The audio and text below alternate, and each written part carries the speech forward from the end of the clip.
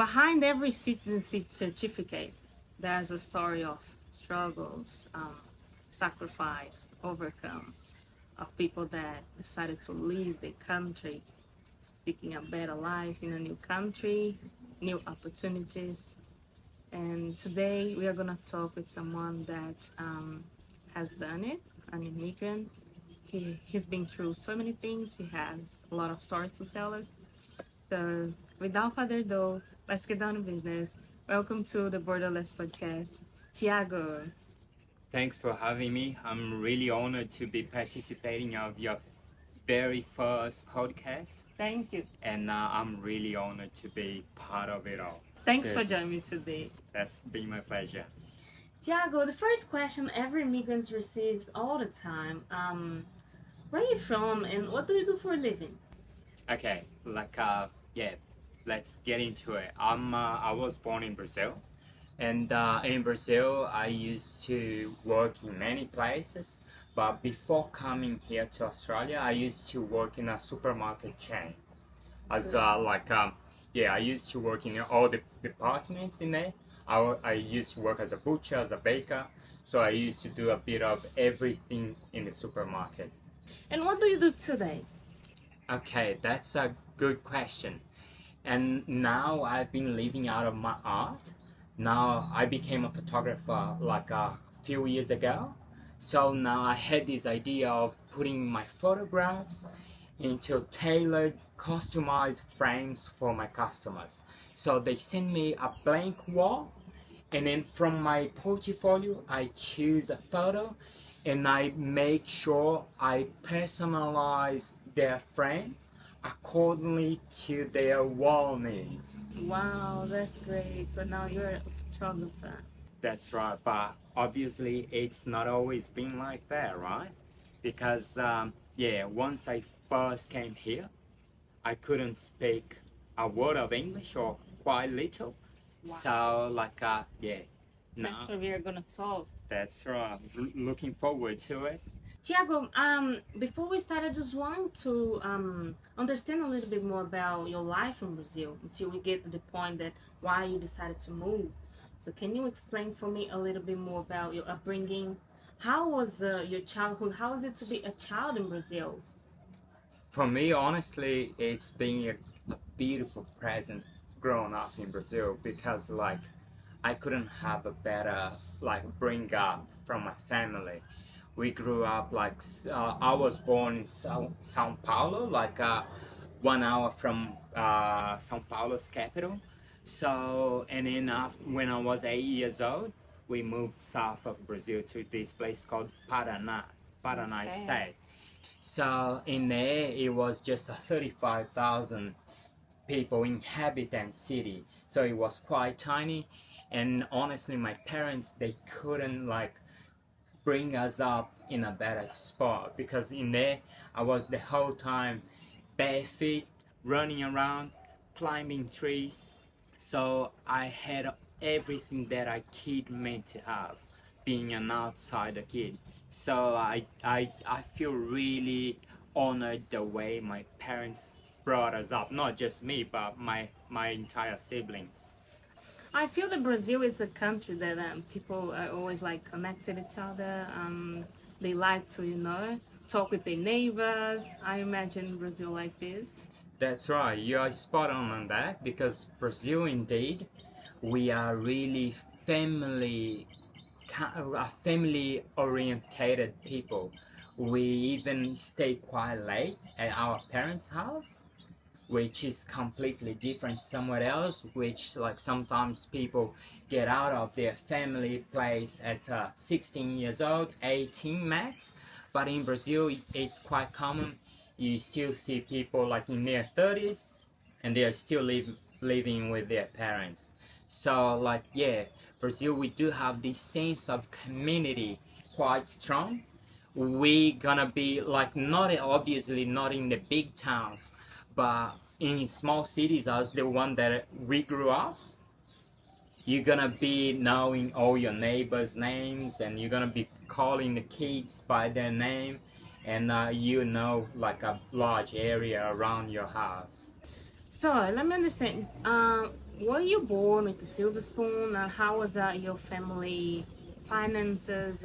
You grew up speaking English? Not at all. Actually, I came from a really like humble family. A really humble family, and I couldn't speak English at all. Actually, funny enough, before even like coming to Australia, I couldn't, as I said, I couldn't speak any word of English or pretty little. Just hi, how are you? My name is Tiago. That was about it. So when But you landed here, you didn't speak a single. no, not much at all. Wow. Not much at all. Wow. Yeah, and in Brazil, the if you come from a humble or poor family, like you must likely gonna go to a public school, and in the public school, like the English system teaching is not that good, and also it's not just that. I also I never liked English subject. Even today, honestly, if I can choose, I'm still going to be talking my mother tongue, because like it makes me feel comfortable. That was all that I spoke like for 26 years. And funny enough, at school I never done an English test because I just hated it so much. So I used to cheat on the test. I used to give my test to friends, like to get it done for me, and they used to give back to me, and I used to hand it to the teachers. So English has never been my thing. I've always kind of hated it, honestly. So I imagine that it wasn't easy for you when you landed here. Like, oh my God, like how am I gonna communicate with people? Actually, it was a kind of nightmare because when I came to Australia, that was my very very first flight. It was my first flight ever. So I hadn't ever flown before. So I landed here, right? And then I had this friend, this acquaintance that he promised that he would pick me up at the airport. But guess what? He never showed up. Oh, no way. Yeah, he never showed up. So what I had to do, luckily I've always been a kind What of. did you feel? I felt horrible because I was in there just Rely on him. yeah, rely on him. I couldn't speak a word of English. I didn't have internet data. I couldn't so luckily I had written on this piece of paper this place where I meant to go, and I just looked for taxi area. I remember as if it was today, like I handled this guy this piece of paper with the address on it, and this guy dropped me off where I meant to be. Wow.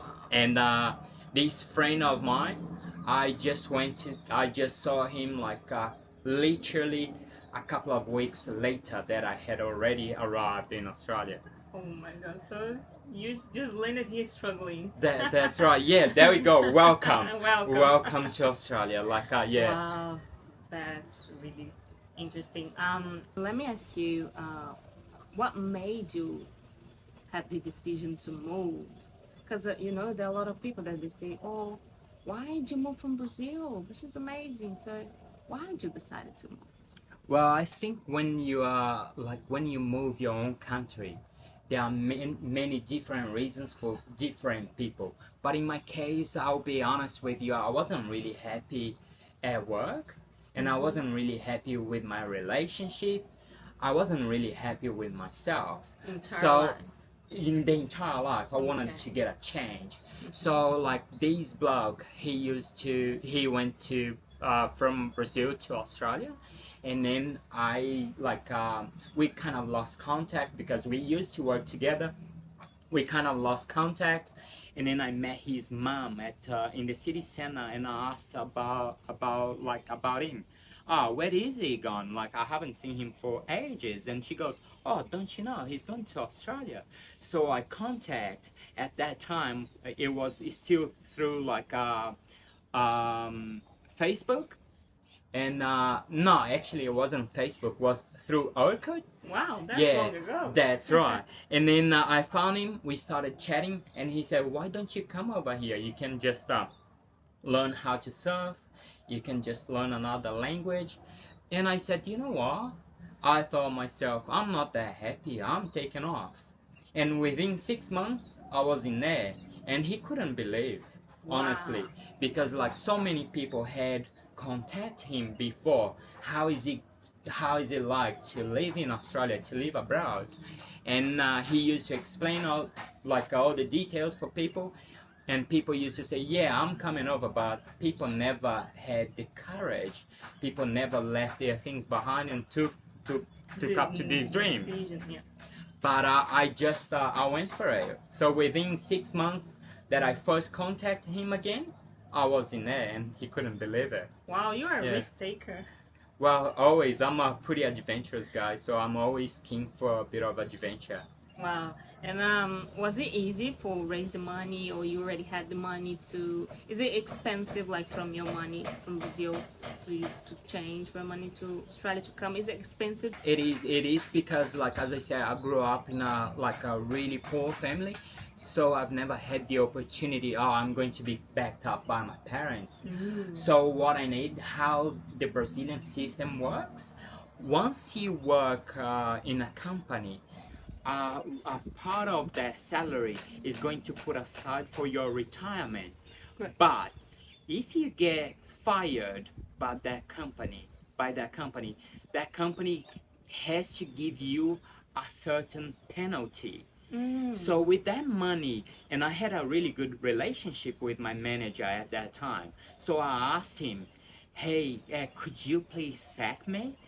And then he did so. So with that money, which I remember up to this date, which was 26,000 reals. So with that money, I invested on going to Australia. I bought my tickets to go, my airplane tickets. Like I bought the English course, and yeah, that was one shot situation. That's very risky. I couldn't miss it. So like So your savings from all your life, pretty much. you decided to buy the tickets and go to That Australia. that's it. That's how I did it. Okay, so I was about to ask you why did you choose Australia? So then, because of your friend.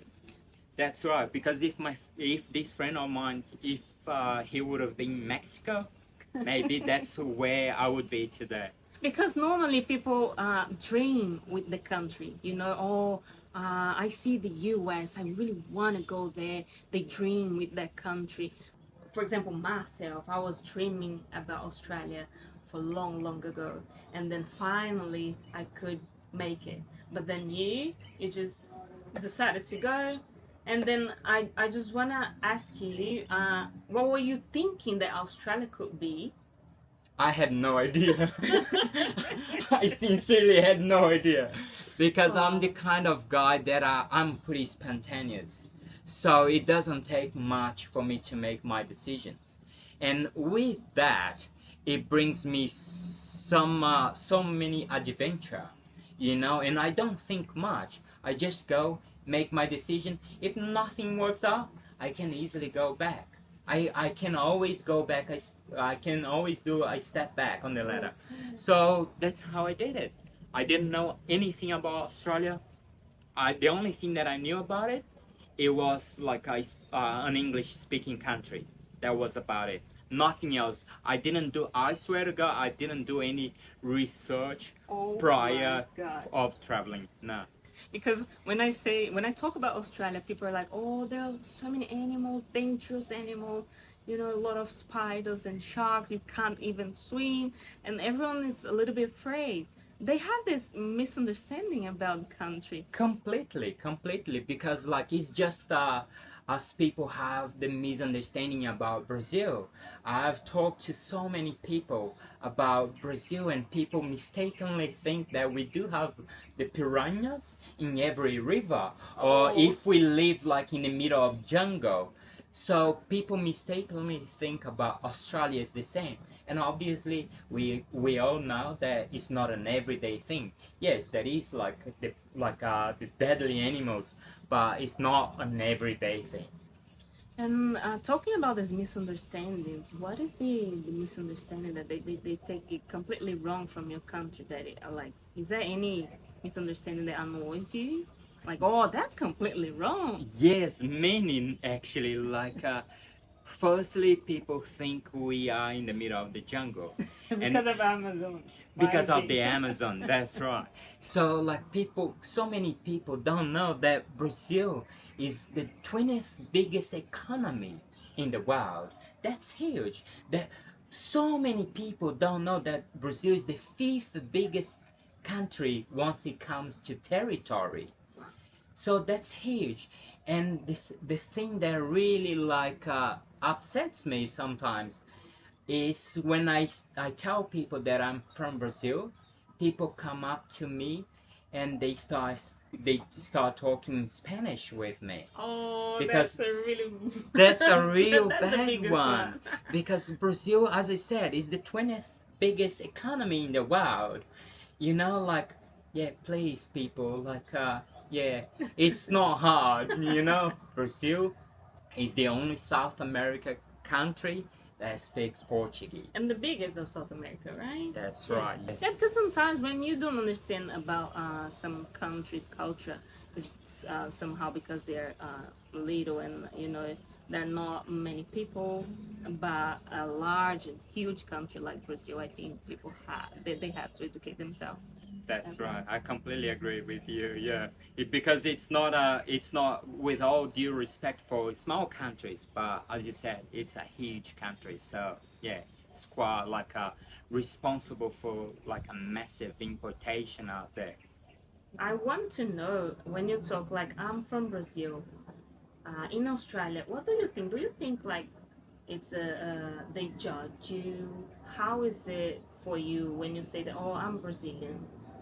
To be honest with you, whenever I say I'm Brazilian, I'll always get a warm like smile. Wow. Wow, be Brazilian must be cool because okay, like you do have the samba, you do have like this. You guys are the soccer land, have like a different rhythms. Must be cool being a Brazilian. So no, I never felt judged because I'm from Brazil. Actually, the other way around. I've always felt really proud of being like coming from Brazil actually. Wow, that's great because there are a lot of immigrants that they people get them wrong and people are very judgmental towards them.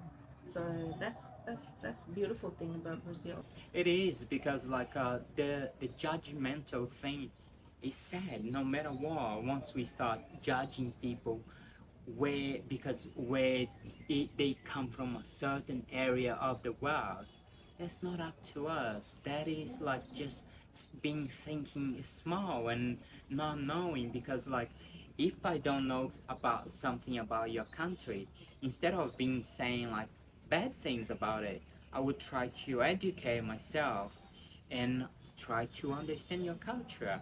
I can't simply say, oh, your country is this or that. I need to educate myself first to approach you respectfully and whichever judgmental that I might have, this judgmental because I'm educating myself, this judgmental just die out because I learn about your country. So like I start understanding why and how the cultures work better. Yeah, your mind just That's right. yeah. And how about Australia? Have you ever experienced something like that? Some racism, something in Australia? Do you think Australia is a racist country? I honestly don't myself. I can just talk about my experience. I don't think Australia is a racist country because like it's a multicultural country and like who are Australians actually, right? Firstly, we need to ask ourselves that who are the truly Australians? We're talking here about the Aboriginals, right? Whoever came after, Yes. they entitled themselves as Australians, but the owner of this land is the Aboriginal, and it has to be clear. As in America, in the whole America, North America, Central America, South America, the real owners of the lands are the people, their ancestors, not us. They're not people that came after You're as we completely claim. right. When I came to Australia, I just got some knowledge about Aboriginal people when I was here because sadly, we don't have too much information like when we live abroad. So I'm very happy to get to know this beautiful, It's beautiful. absolutely mind-blowing culture. It's like, and the more you get to know their culture, the more connected you get to them, because there is so much knowledge that we just pretend or we lost somehow. But if you look back, if you look into their culture, there's so much knowledge in there that we all have to learn. It's beautiful. So Tiago, let's go back when you landed here and then you didn't know how to speak and say your address, right? That's right. So, what was your first impression about Australia? Then you got someone else's houses, and then the first day, how was it for you? For me, it was quite surprising actually, because, like as I said, I hadn't done any prior research about Australia, but in my head, I had something kind of made up already. I kind of thought, okay, I'm going to get to this White House family and I'm gonna learn English from there and blah blah blah. But actually, I end up in this widow's Singaporean lady's house, and it was quite fascinating for me because I wasn't just learning about like Australia, but I also was learning about how Asian people live because she's from Singapore, and yeah, so it was quite hard in the beginning because like we couldn't communicate with each other, but she taught me so much English. She showed me around. She took me to school in the very first day. She literally showed me the way. She showed me where to go in the supermarket, what to buy, and blah blah blah. And yeah, that's how it went, and it was beautiful. It was a beautiful experience.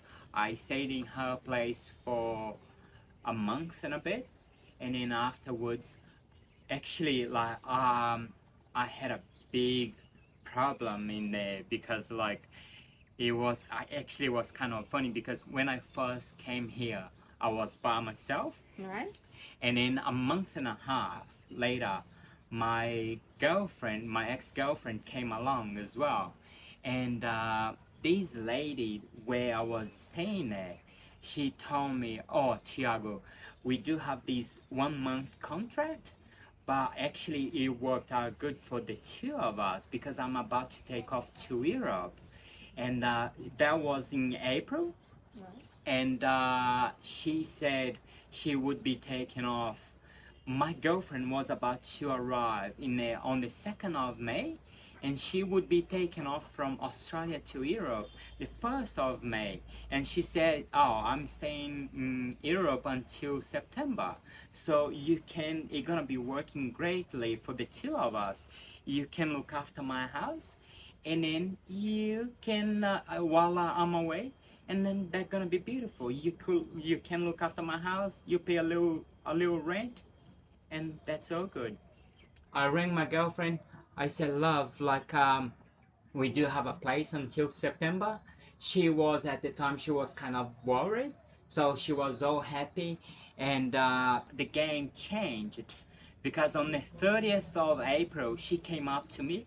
This lady was about to take off to Europe on the 1st of May.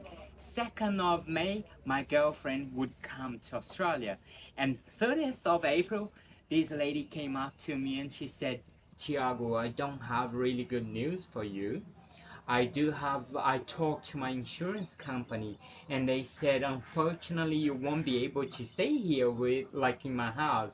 Otherwise, if anything happens, I won't get covered by the insurance company. So I'm sorry to say you have to leave. My goodness. So like I saw myself like in tears because I was waiting for my girlfriend to arrive. I was so happy that we had housing until September, and I saw myself as literally as homeless. I wouldn't have anywhere to go. So I got inside of the room. I was crying, and then I thought, hold on, crying's not going to solve myself, not going to solve the situation. So next day, I went to school, and I was talking to all classmates of mine, and I asked, guys, I do have my girlfriend coming over tomorrow, and I urgently need a place to live in with her. So like I was really lucky because there was this Brazilian guy, and he came up to me. He said, "Bro, I do have my landlord. She's in Peru right now, but I'm going to send her an email asking if she would get you in because I know there is available rooms in our place." So he did so, and this lovely lady took us in, and then that's how we were saved, like.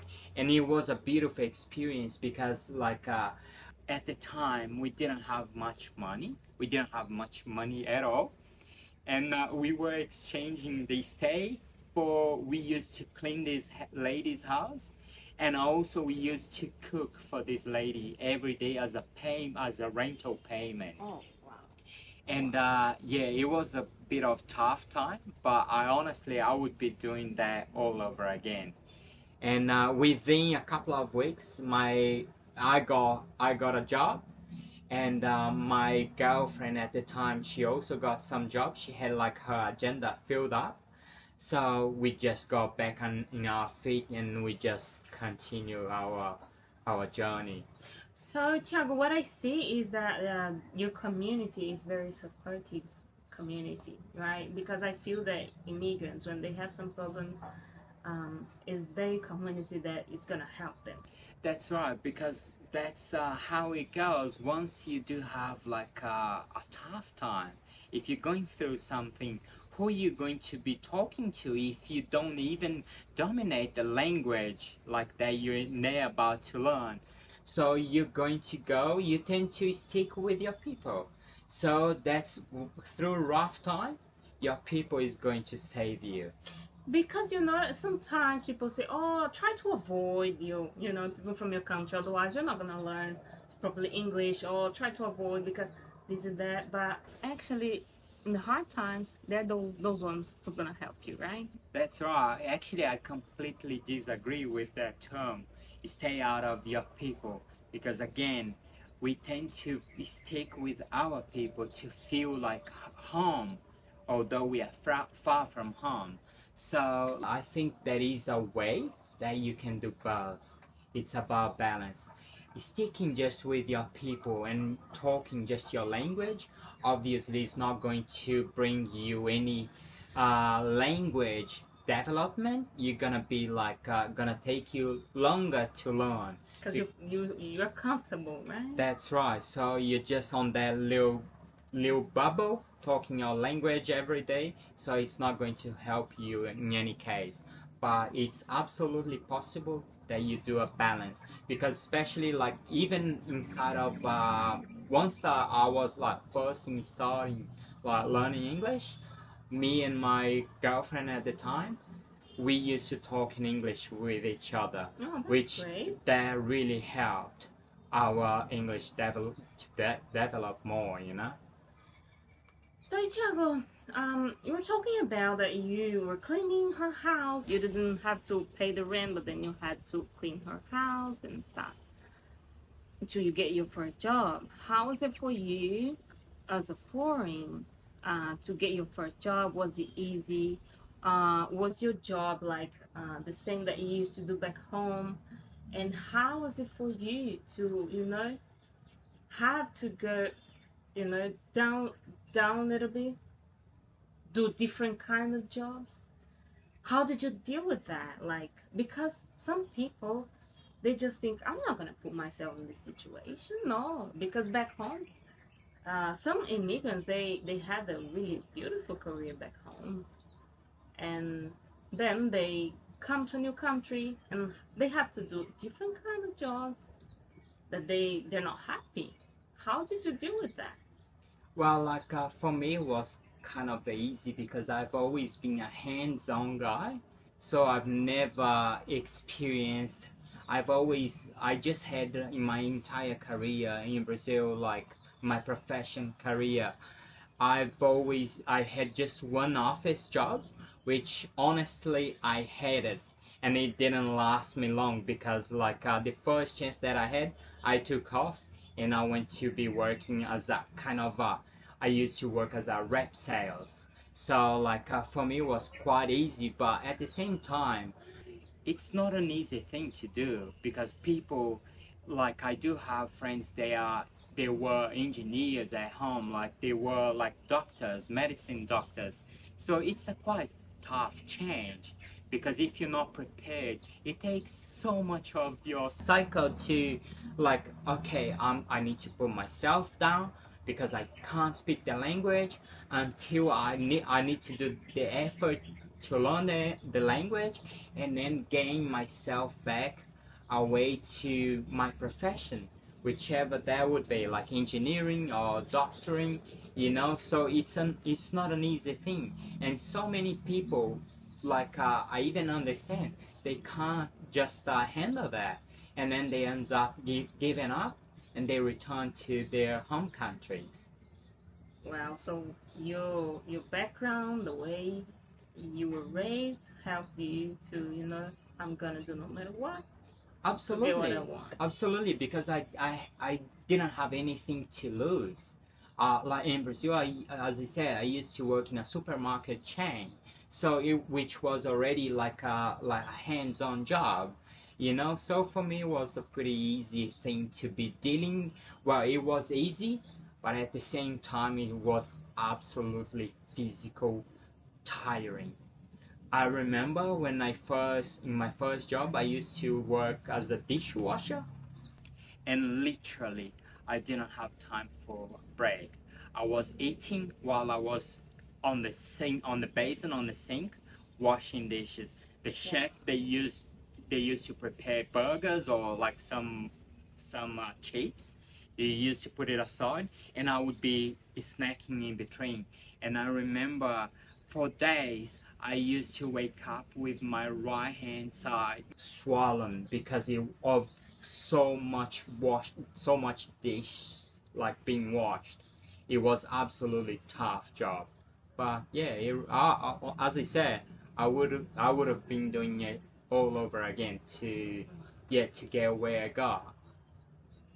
And Tiago, when did you decided that wow, I want to make this country my home? Well, honestly, that didn't take me long because I remember going to Scarborough Beach for the first Oh, time with beautiful. with this lady, this Singaporean lady that I was living in her place. She took me there, and I just fell in love with the place. And I thought, nah, I'm not leaving this place without my Aussie passport. And yeah, so it was a kind of pretty fast decision that I would be making Australia my home. Wow. And what is the main differences between Australia and Brazil that you feel like is worthy to stay here? Okay, actually, I gotta say that Australia and Brazil, we do have so much in common. So much in common that people have no idea about. So our climate are really alike. And then we're talking about our costumes as well. Brazilian people and Australian people, we are kind of party orientated because Australians, they kind of wait a moment to be celebrating with their mates, having some beers on the weekend, having some barbie. But and in Brazil is the same. So we do have so many similarities that sometimes we don't even think. But it's beautiful. But talking about why I decided to stay here in Australia was firstly better opportunities, way less people. Although Australia is almost as big as Brazil, talking about territory, Right? but population of Australia is like just in Sao Paulo city in Brazil, we do have 25 million people, It's massive. which is the whole Australian population. You know, so like here the opportunity it's a way wider, it's a way bigger. So that's why I decided to stay here. Wow, that's amazing. Um, I just want to talk a little bit more about your family, right? Because we didn't talk about missing family. Because sometimes we feel a little bit disconnected. When I have some problem, who am I gonna talk with? Friends. Although we make friends, but nothing like our family, right? So how did you deal with that? I'm sure that there was so many times that you wanted to just hug your mom, something like that. That I get a bit of emotional when that topic comes up because I've always been a mom's boy, not in a bad way of being spoiled, but I've always been pretty close to my mom. So when I took off from Brazil in 2013, I really miss my parents, especially my mom. But I couldn't just give give in to my girlfriend at the time because she was also like struggling with missing her family. So I needed to be strong for her. So I remember many times I was taking shower and like I couldn't hold my tears because that's where I used to let everything go of my day. Because being apart from your family, when where you grew up, where you were loved, among your siblings, among all your friends, so you catch yourself in a pretty lonely space. Although I was with my girlfriend at the time, I couldn't even simply open up with her because I needed to be strong for her at that time. So it's pretty tough being a part of your family. Wow. And did you have some member of your family help you with some special part, like you wanted to give up? Because with me, many times I wanted to give up, but then I call my family. Sometimes we don't want to show that we are struggling, our weakness, because we want to show them that we are okay. But then they are those ones that keep going, don't give up. Also, sometimes I feel that it's not the same because everything is through the phone. So we feel like a little bit guilty because we're not calling very often. Yeah, it's a pretty hard situation because, as you said, you don't really want to worry your beloveds out there because, like, okay, it's I went through quite a lot because I've always like thought that I needed to carry my own piano on my own, and I quite didn't open up with my beloveds because I didn't, as I said, I didn't want to worry them about me. So all I had was my girlfriend at the time, and we used to talk and we used to support each other. And she was a beautiful person and she was pretty supportive, you know. But with my family, no, I couldn't say that at the time that I had just left I got closer to anyone. I felt more because we all really busy here, especially in the beginning, working and going to school every weeknight. So you are always doing something. So like actually I even felt a bit of so much guiltiness that I didn't used to talk to my family that as I wanted, but at the same time I was so busy I didn't have time, you know. So it was a kind of hard situation to balance that out. Yeah. And tell me, when was the time that you felt like, oh, I'm home? Did you feel when you got your citizenship or when you got your permanent residency? When you say like, I'm home. Australia is now my home. Yes, that happened. I would say 2.5 years after I first got here, because I got a sponsor by my work. I used to be a butcher at the time, so I got offered a sponsor. So I got the visa 186 at the time. I don't know if this visa number still exists, but that's what I got. So once I didn't have, because like for Brazilian people to go to school to have a visa here, it's a compulsory thing that you go to school. So like at the time, so I had to go to school plus work. But once I got a sponsor, I thought, there we go, I don't need to go to school anymore. Now it's just a matter of time that I'm going to apply for my citizenship. Actually, like after sponsor, apply for my PR, and then after PR for my citizenship. So I think it was when I got the sponsor, and I didn't have the obligation to go to school anymore, because obligation, it plays a massive role in your life. Once you have word that word like on your shoulders, it's really heavy. So yeah, once I got the sponsor, I thought, there we go, now I can chill a little bit because my PR is almost certain. Did it change you as a person? Like, oh, I'm a better person. I'm deepened. My mind just opened a lot. What is the main thing that changed on yourself? I think everything changed on myself. I'm so grateful, I'm so fortunate to be here, because like I used, as I said, I used still to live in mom's and dad's place. So like I had everything like right there for me. Food, washing, and everything. So like once I went to Australia, I had to do everything on my own. And with all that responsibility, everything just expands on your horizon, because you need to learn, you need to do everything on your own. There is no one that gonna help you out anymore. You have to do your things on your own, otherwise you don't eat, otherwise you just yeah.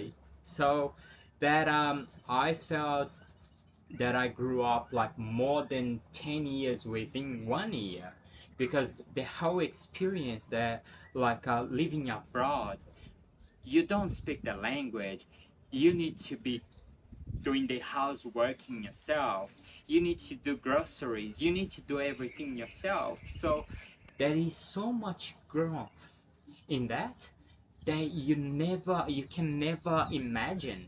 So going to school every weeknight, going to work, and sometimes most of the times it's 2 or 3 jobs, so with people with different background, it's an impossible thing that you don't grow. You have to, it's just a fascinating thing.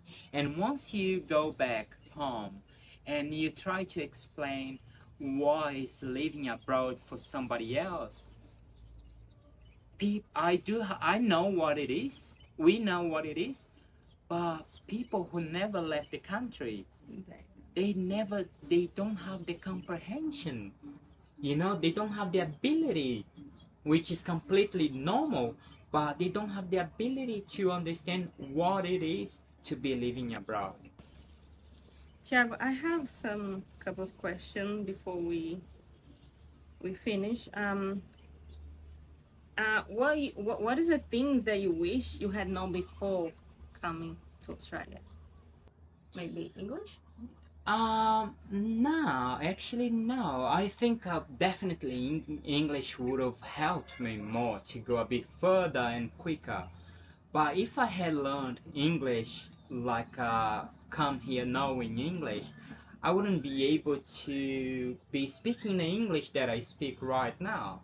So I think would be nice as well if I knew that there was a Facebook Brazilian community, because where you can seek some help. Oh, you Because didn't know that? I never knew that. So like now it's so easy. People have some struggle. They're looking for a job. They just put it out there, and so many people are keen to help. Wow. But at the time, I never knew that. So I needed to do everything on my own. So And obviously, again, it would have done my life easier, but at the same time, I needed to learn everything myself, so made me kind of stronger in that way, you know. Wow. Yeah. And what is the advice that you give to someone that wants to come to another Australia or another country? What would the advice you give? My advice is like, don't be afraid. Don't be afraid and don't think you're not prepared. Because, like, if you keep thinking that you're not prepared, it's just like having a baby or planning a baby. You'll never be prepared for a thing that you've never experienced, because there is no way, if you've never experienced such thing, you'll never be prepared. So don't wait, just go. Because, like, we do have like an expression in Portuguese, which is when the water hits your bum, is when you're forced to learn how to swim. So just go for it. Just go for it, and everything happens on the way.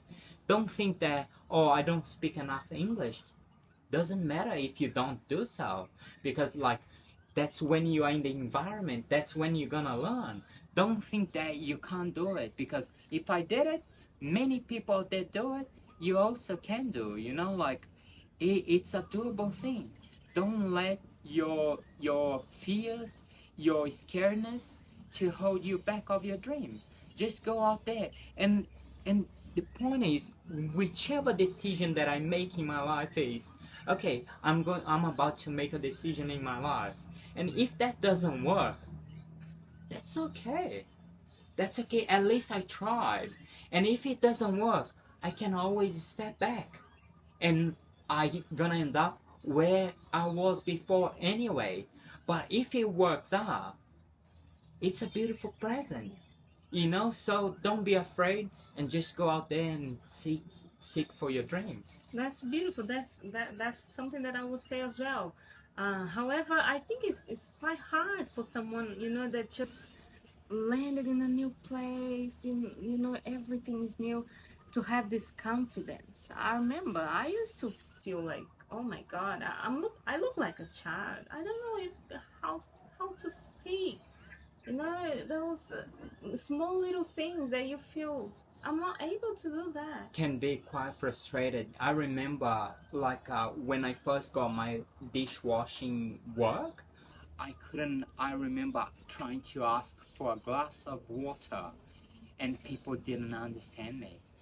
That's So so frustrating. it is so frustrating. So this, at the same time that I used to feel that I was a Superman, that I was kind of going, like, getting my way by on literally on the other side of the world, I felt less than a trash bag because I couldn't communicate.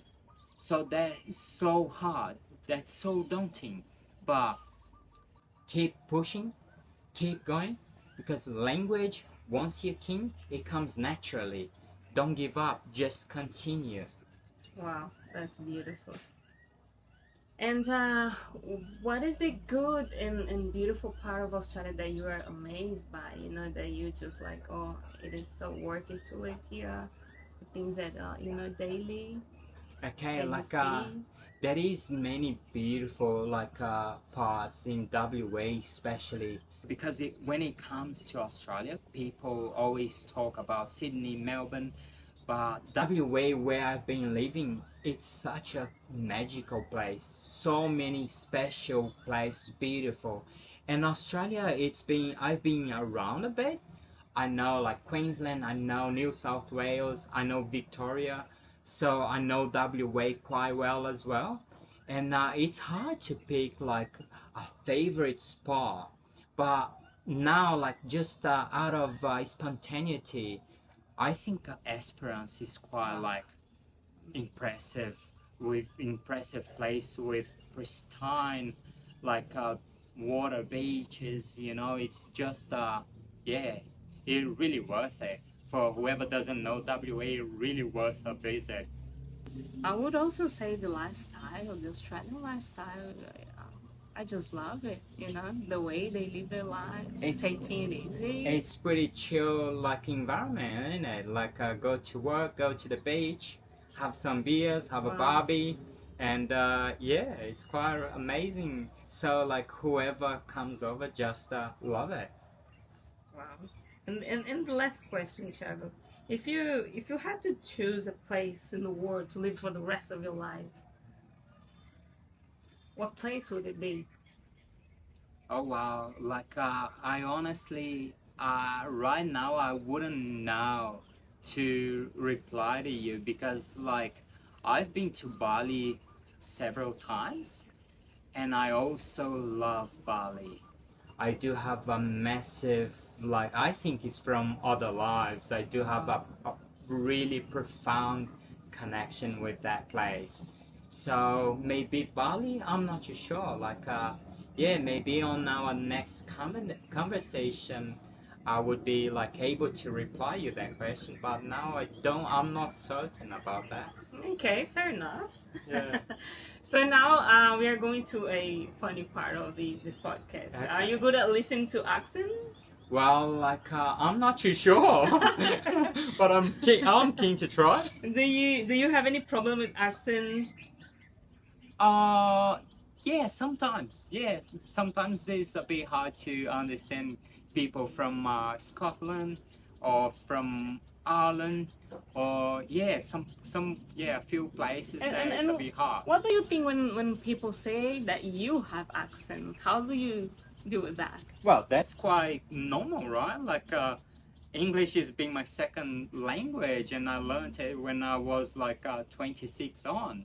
So like it's I don't think I would have expect not having an accent. I'm a foreigner. Like that's my reality, and there is no other way around it. That's so beautiful that And you I- say like that. And also, it's like that's my identity. I can't really say that. Like I can't say that I'm not. I can't really deny where I come from. My accent is my identity.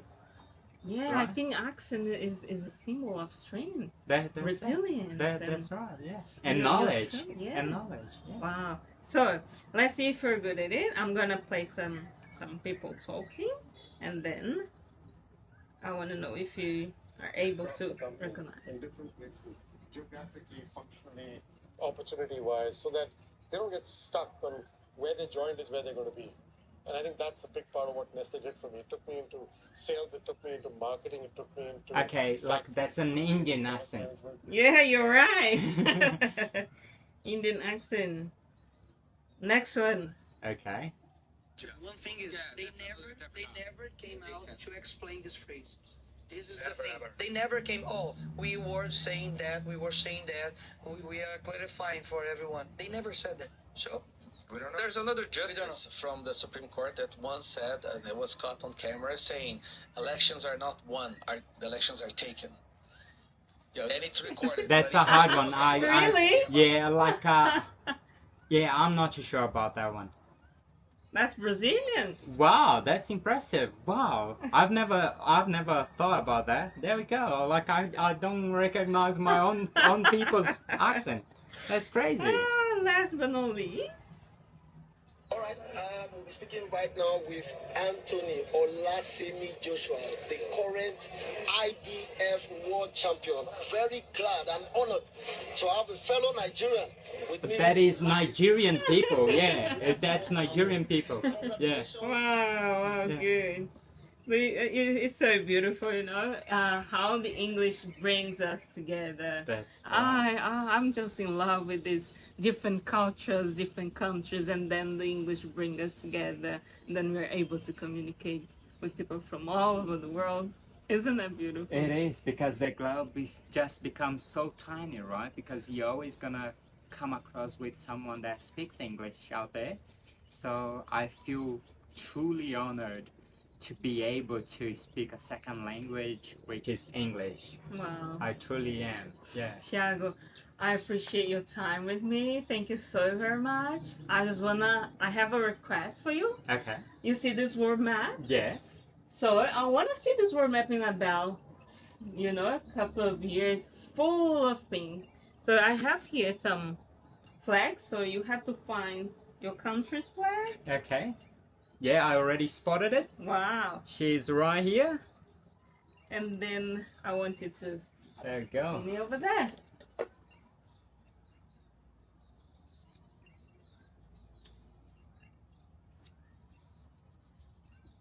There we go. Here we are. Brazil.